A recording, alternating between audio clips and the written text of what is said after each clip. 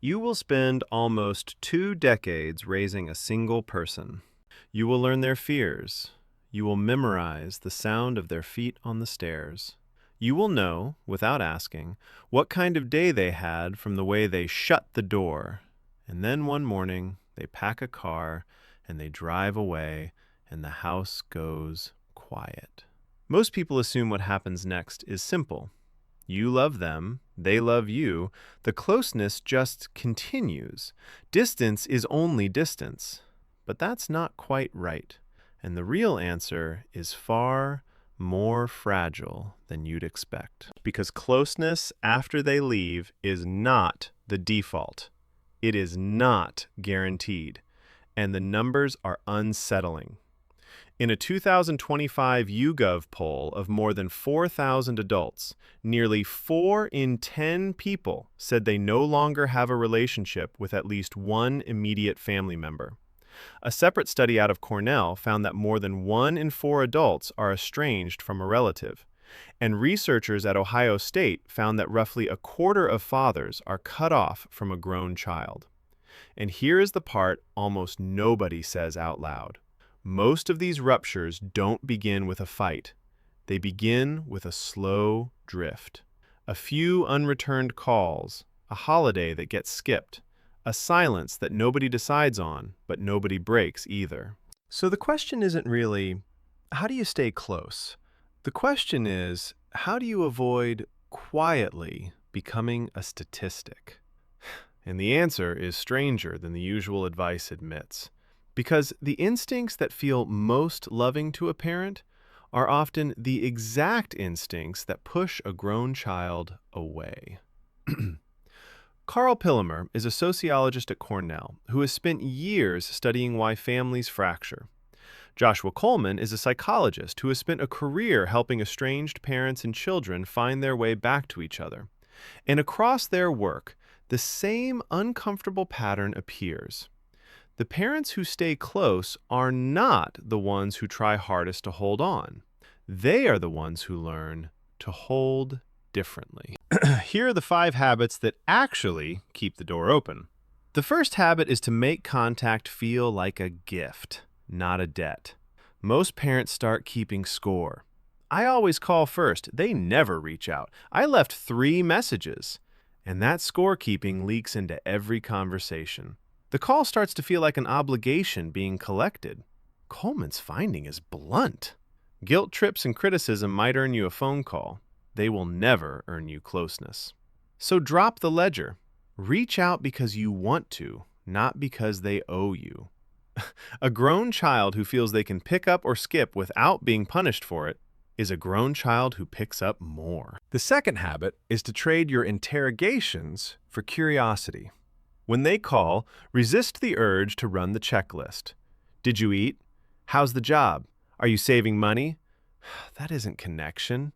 That's a performance review. And there is a specific kind of question that does the opposite. Not, did you really think this through?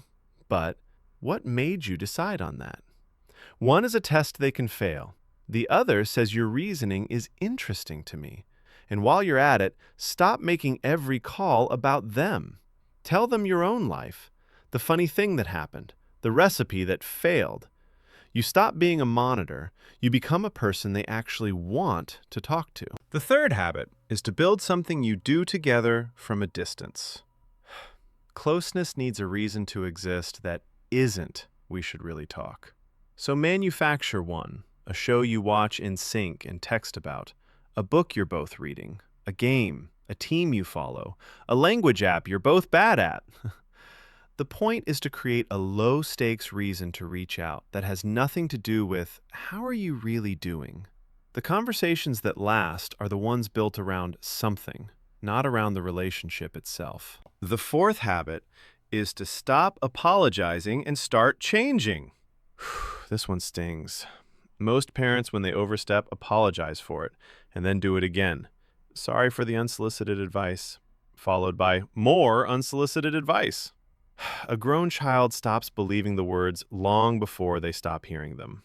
The credibility is never in the apology. It's in the pattern breaking. So if they've asked you to stop steering their choices, the move isn't a better apology. The move is to actually let go. Offer your opinion when asked, sit on it when you're not. Trust is what keeps the door open, and trust is built by what you stop doing. The fifth habit is the one almost no one mentions. Put your own house in order. Have your affairs handled, your wishes written down, your plans made, not morbidly, practically. Because closeness gets heavy when a grown child can feel the weight of everything that's coming their way. And there's a quieter version of this too. Don't make them your therapist. Don't hand them your loneliness and ask them to fix it. Build a life that is full on its own terms so that time with them is something you enjoy, not something you need. A parent who is okay is a parent who is easy to stay close to. So here is what actually keeps you out of that 1 in 4. You stop keeping score, you get curious instead of suspicious, you build something to share, you change instead of apologize, and you carry your own weight. None of it is grand, none of it is a single dramatic gesture. It is 100 small choices to make yourself easy to love across a distance. Pillemer found that even in families that had gone silent for years, the way back almost always started the same quiet way. One person making it known, without pressure, without a speech, that the door was still open. Your child drove away one morning, and the house went quiet. But quiet is not the same as gone. The relationship you had when they lived under your roof is over. That version is finished. And the strange, hopeful truth is that something else can take its place. Not a parent and a child, 2 adults who keep choosing each other. That part was never automatic.